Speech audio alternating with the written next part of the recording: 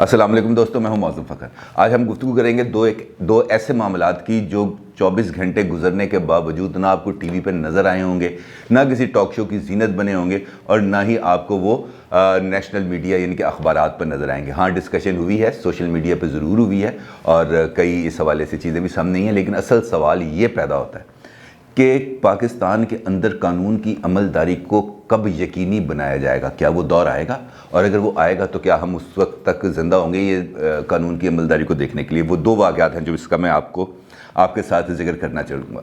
एक तो आपने याद होगा कि चेयरमैन नैब हैं हमारे चेयरमैन जनाब जस्टिस जावेद इकबाल साहब, और उनकी वो सर से पाँव तक चूमने की एक वीडियो बड़ी खौफनाक तरीके से वायरल भी हुई थी और बड़े इस पर शोर मचा था कि जनाब ये तो चीफ जस्टिस जो हैं हमारे चेयरमैन नैब साहब, इनके ख़िलाफ़ इंक्वायरी होनी चाहिए और ये होना चाहिए वो होना चाहिए। लेकिन हुआ कुछ नहीं। अगर कार्रवाई हुई तो सिर्फ ये हुई कि उस खातून को जिसके बारे में उन्होंने ये रिमार्क्स दिए थे अपनी उस वीडियो के अंदर, जो इस वक्त भी सोशल मीडिया पर कहीं ना कहीं तो मौजूद है, कि उस खातून के ख़िलाफ़ एक रेफरेंस फाइल कर दिया नैब ने 2,50,00,000 रुपए के फ़्रॉड पर, और 36 अफराद की गवाहों की एक फ़हरिस्त भी जमा करा दी। वो खातून काफ़ी अर्सा जेल में रही, रेफरेंस फाइल हुआ, रेफरेंस की समातें हुई और उस रेफरेंस के समात के बाद उस खातून को बरी कर दिया गया, बाइज़्ज़त बरी कर दिया गया।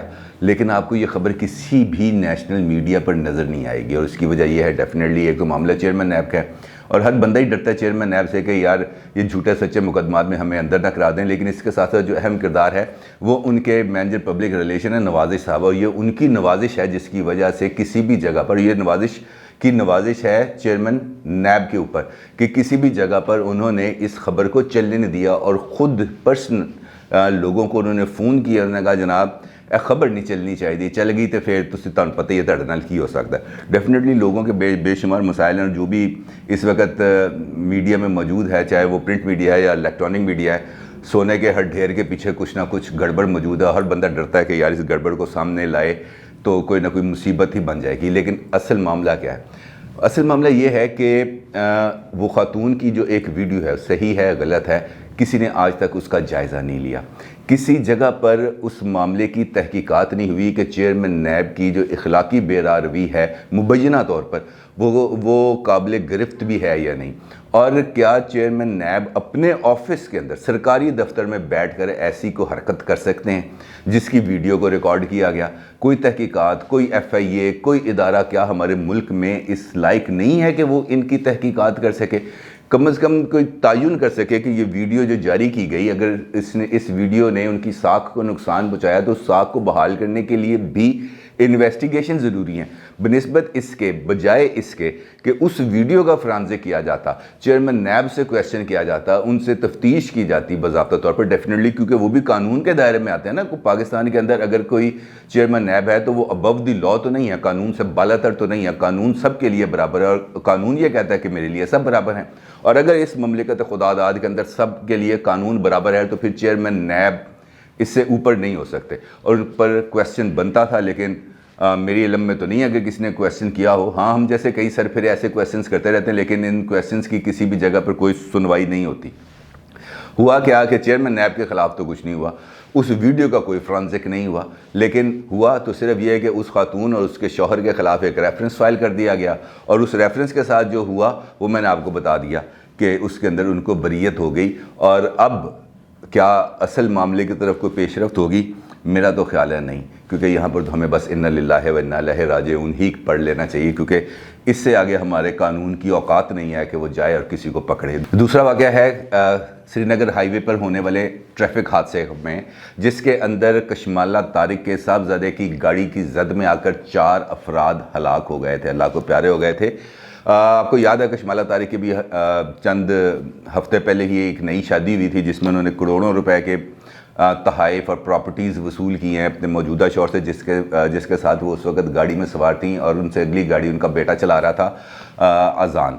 और वो गाड़ी कश्मीर हाईवे के ऊपर गाड़ी खड़ी थी उन 4 दोस्तों की जो हज़ारा से आए थे और वहाँ पर जो ASF है उसका टेस्ट देने के लिए आए थे। गाड़ी आई है पीछे से और आके उसने हिट कर दिया।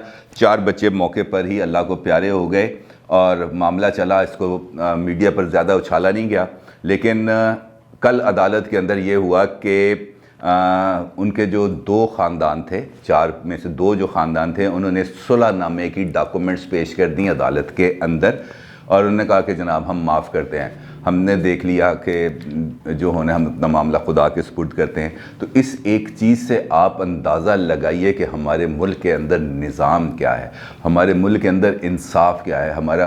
اگر تو یہی قانون ہے اور اگر یہی انصاف کے معیارات ہیں اور اگر اسی طریقے سے انصاف ملنا ہے یا انصاف بکنا ہے، تو میرا خیال ہے کہ پھر ہمیں عدالتوں کو تالے لگا دینے چاہیے۔ اور اگر طاقتور کے لیے ہمارے قانون کے اندر اتنی گنجائشیں موجود ہیں تو پھر ہم سب کو بھی طاقت حاصل کرنے کا مکمل حق ہے۔ ہمیں بھی چاہیے کہ پھر ہم اپنے زور کے اوپر، اپنے دم کے اوپر ہم کچھ ایسی طاقت حاصل کرنے کی کوشش کریں تاکہ پھر ہمارے لیے بھی یہ نظام موم کی ناک بن جائے، جس کو ہم اپنی مرضی سے جب چاہے جہاں چاہیں گھما دیں۔ اور کیا ہوتا ہے مثلا ہوا کیا کارروائی کیا ہوئی؟ وہ بچہ جس نے گاڑی کو ہٹ کیا تھا، ہے تو وہ بھی بچہ نا، لیکن وہ چونکہ ایک طاقتور لوگوں کا بچہ ہے لہٰذا اس کے لیے 7 خون معاف ہیں۔ کیا ہوا شاہ زیب جتوئی کے والے قتل کیس کے اندر؟ کیا معاملہ بنا اس کے بعد؟ ایسے بے شمار نقیب اللہ مسعود اور بے شمار ایسے واقعات ہیں ہمارے سامنے کے ہی ہیں، حالیہ دنوں کے ہی ہیں، لیکن کیا انصاف ان لوگوں تک پہنچا؟ کیا قانون نے اپنی آنکھیں کھولی؟ کیا طاقتوروں کے ہاتھوں کو کسی بھی طریقے سے کمزور کیا گیا؟ اس کا جواب صرف اور صرف نہ ہے۔ اور پھر کیوں نہ ہو کہ ہر جگہ پر انصاف لینے کے لیے لوگوں کو پھر ایسے ہی طریقوں کو اختیار کرنا پڑے؟ کیا وجہ ہے جب کمزور کو انصاف نہیں ملتا تو پھر وہ ہتھیار اٹھاتا ہے؟ کیا کرے وہ اس کے علاوہ؟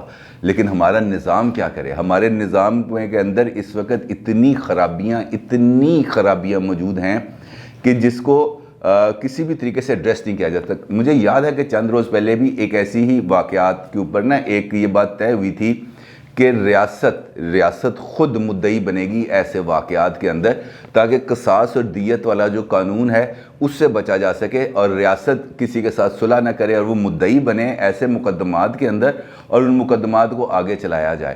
لیکن اس واقعے کے اندر، کشمالہ طارق والے واقعے کے اندر بھی قانون کا اسی طریقے سے جنازہ اٹھا ہے جیسے مختلف واقعات میں اٹھتا ہے۔ اور اگر ہم دیکھیں پاکستان کی جوڈیشل ہسٹری کو دیکھیں اگر ہم، تو ہمیں کوئی زیادہ عالی شان تابناک مثالیں نہیں ملتی جہاں پر طاقتور افراد کو عبرت کا نشان بنایا جائے۔ اور اگر کسی طاقتور شخصیت کو عبرت کا نشان بنایا بھی گیا ہے تو اس کو مینوپولیشن کر کے، اس کو سازش کے ذریعے، اس کو اپنے اقتدار کو بچانے کے لیے ہی پھانسی پہ چڑھایا گیا تھا۔ میں ذوالفقار علی بھٹو کی بات کر رہا ہوں۔ لیکن اس کے بعد بھی تمام تر جو بھی شخصیات آئی ہیں ان کو صرف اور صرف بچانے کی کوشش کی گئی ہے، ان کو یہ تاثر دینے کی کوشش کی ہے کہ انصاف ہو رہا ہے۔ مثال دیتا ہوں بھی آپ کو کہ آج ہی اسلام آباد میں جو لاپتہ افراد ہیں ان کے اہل خانہ 6 دن سے دھرنے پر بیٹھے ہوئے ہیں کہ یار ہمارے بچوں کا کو پتہ چلائیں یہ کدھر ہیں، زندہ ہیں یا مر گئے، اگر زندہ ہیں تو ملوا دیں، اگر مر گئے ہیں تو بتا دیں تاکہ ہم ان کی فاتحہ پڑھ لیں، اپنے گھروں کو جائیں۔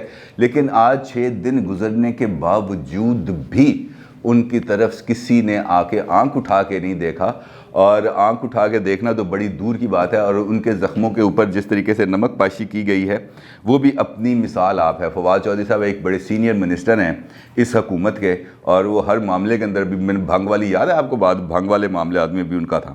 ابھی انہوں نے ایک تازہ ٹویٹ کیا ہے، انہوں نے کہا یہ مائیں پنجاب میں احتجاج کر سکتی ہیں، یہاں کوئی ان کے شناختی کارڈ دے کر گولی نہیں مارے گا۔